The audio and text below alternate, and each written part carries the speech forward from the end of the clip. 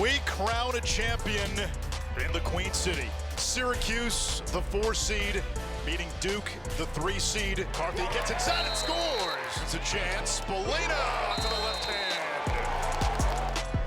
The front behind the back shot to score. Hiltz shoots and that one trickles through.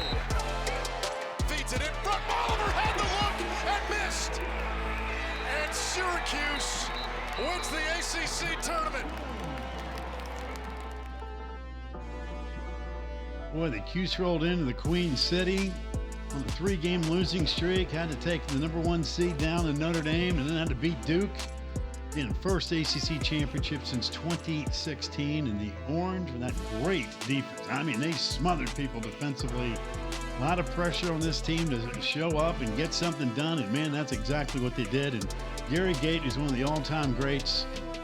Man, he brings the hardware back, shows John Wildhack, hey, make some room in the trophy room, brother.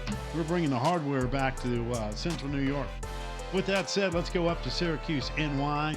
Bring on the head coach, Gary Gait, who hopefully is ready to go. There's Coach. Coach, first of all, good seeing you. And, man, there's nothing better than saying the ACC champion Syracuse Orangemen, right? It just rolls right off the tongue, doesn't it? Nothing better than that. Yeah, it does. It rolls off the tongue nicely, and you know, it feels good, and it's been a while, so we're very appreciative of it. Well, your guys played great. But, you know, the funny thing is it wasn't a straight line from A to Z, was it? I mean, these last couple of weeks, you're playing some really good teams, came up a little bit short and looking for some confidence. But, man, I just thought the way you guys played defensively against Notre Dame, against Duke, 2 really good clubs, obviously. Everybody's good in this league. But what you guys did defensively, man, that was some really impressive deals there. That was big time. We really focused, you know, on the week on just, you know, taking care of what we could control, and that's our execution. And, you know, Coach O'Dearna did a great job on the D end, and Coach March on the offense. And, you know, my goalie and face-off play was outstanding with Coach Aquaviva. So, you know, we had kind of all the pieces in place, and they were all clicking pretty well. And when that happens, I've been saying it all year, you know, when our guys play at every position well, we can beat anybody. And that's essentially what happened. We had great goalie play, great face-off. Rides and clears were pretty good. Defense was awesome. Offense was great. So put it all together, and that's, you know, 2 really good wins over top teams, and proving to ourselves that we can compete and we have a shot to you know, win any game we play in. Yeah, there's no doubt. Listen, you were a great player. You've obviously a tremendous coach, an innovator. You've done everything. I mean that in all sincerity. But, you know, confidence is a funny thing, isn't it? Remember, we're talking lacrosse, golf, checkers, whatever. When you have that confidence that, hey, guess what? This is what we do. To watch where your team has been just within the last couple of weeks, it had to be a fascinating concept given your background and everything else, to watch a team that you know is incredibly talented. But so you come up short against some good teams. But, man, when the pressure was on, you guys delivered. It's got to be incredibly rewarding as a coach to watch a team find it in the biggest moment. That's our job, right? And that's what every single coach strives for, is to win games under pressure, win championships. And we've been talking a lot about it all year long, just about how to handle pressure and how to play our best in the big moments. So, you know, as a coach, I'm glad that our hard work paid off and that the players stepped up and had a great weekend. Was there something, again, a button that you pushed, or was it nothing more than, hey, look in the mirror and do your job? It was kind of just a refocus on doing your job and holding, you know, making sure that you're held accountable and that you're putting the work in, and that you're not, nobody's taking it for granted, and everybody put in 100%. And you know what? They had fun doing it. That was the other piece of the puzzle that, you know, we had to remind these guys. Lacrosse is a fun game, so you better be having fun doing it. And, you know, from some of our highlights, it looks like it was a lot of fun. I think we lose sight of that, don't we, Coach? About how it is a sport. It's easy right? to. Right. You're so it's worried kinda about crazy, isn't it? execution and playing perfect lacrosse or whatever sport you're coaching, but you tend to play better when you're having fun. And that's certainly the way I remember my career. I think every game I ever played was just a blast, and I enjoyed it, and I had a love for the game. And I think our group of guys have that same sort of feeling about the game. It's funny doing this, and I've been doing this for a long time, 30 years would be radio or TV. I don't know how many times, I'm sure on one hand I could name how many times a coach said, you know what, it's about having fun. I mean, we talk about the X's and the O's and the mental anguish and all that stuff. So to hear you say that, all of us have played something growing up as a kid, and it wasn't work, man. You couldn't wait to get out there with your buddies. It didn't matter if it was golf, baseball, lacrosse, getting a rock and throwing it across a lake or fishing. It didn't matter what it was. You couldn't wait because it was what you did, man. It was like, I got no worries in the world. Let's just go have a blast. So to hear you say that and the way your team played, I mean, that to me, that's the best. It doesn't get any better than that. It can get better. It can get better if we're in a new tournament now. If we could say the same thing at the end of this tournament, it would have gotten better. So, but we're going to have fun. They're going to put the work in. They're going to trust each other, believe in each other, and step on that field and have a blast. I tell you what, when you win the national championship, I'm going to get you back on here. We're going to talk about nothing but having fun for 15 minutes. Is that a deal? That's a deal. Happy to do that. You got it. By the way, you're the expert here.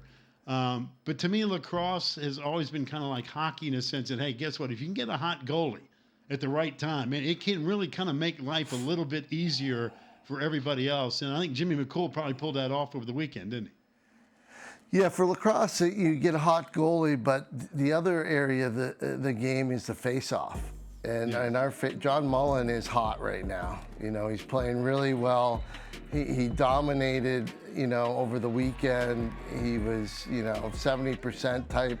So it was kind of make it, take it lacrosse, especially against Notre Dame. And, that's what you need. So that goalie and the face-off are very similar to just, in some sports where you just have a hot goalie. But it makes a difference. And they're feeling pretty good right now. They just got to go back to work and prep for the next team.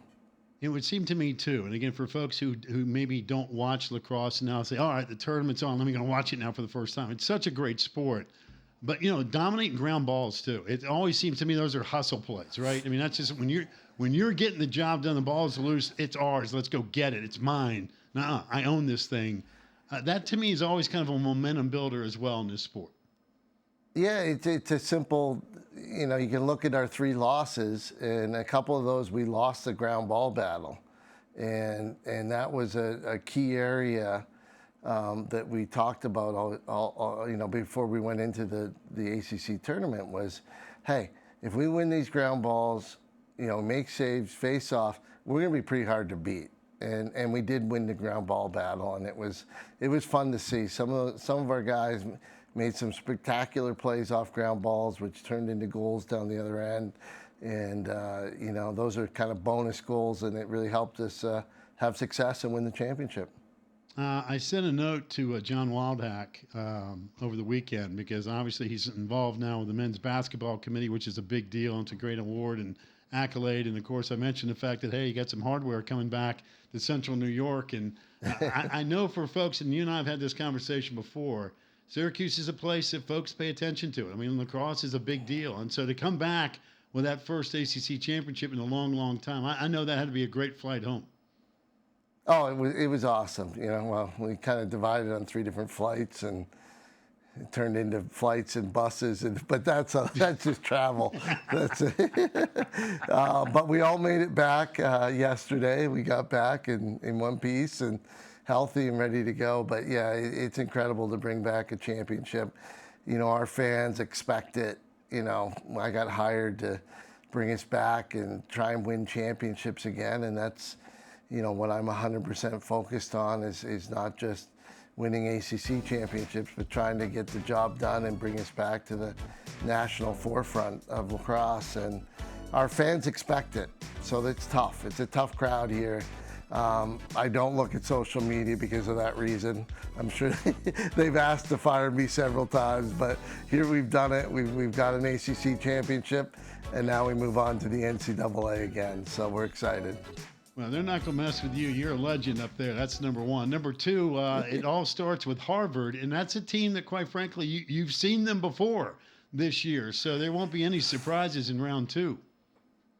Yeah, as I told the media after we lost to them in the Dome, that Harvard was a really good team, and they have, top 5 recruits, several of them sitting on their offense, and they can play. And they did. They came in and they outscored us. We crushed them in possessions, but we didn't take care of the ball. We turned it over, gave it back to them. So we just need to play a much smarter game. We should dominate the face-offs and really just take care of the ball, put it away when we need it, take longer possessions, and really kind of don't let them touch the ball nearly as much because they're very good and they can score. Gary, as far as the schedule goes, you don't see them till Sunday afternoon. Is it just like a typical week now for you as far as preparation goes, or does it have to be tweaked a little bit? No, because we played on Sunday, it's a typical week, just bump back a day for us. So we're in our weekly routine. We had yesterday off, which would normally be our Sunday off, and we went back at it today, and we'll do our usual game prep, the same way we prep for the ACC, and be ready for Sunday at 5. All right, before I let you go, I would be remiss if I don't ask you, because every time I have a conversation with you, you always are working. You're tweaking with something with this sport. This is why I think you're one of the most fascinating people in the league, because of your influence on the sport, up and above coaching and as a legendary player. But what have we worked on? I know you're always working. You want the latest one? This one's a good one too, I think. Right, okay. Hear it. You always have good ones. No, my brother and I, we're a team. We're identical twins. It's a brother act.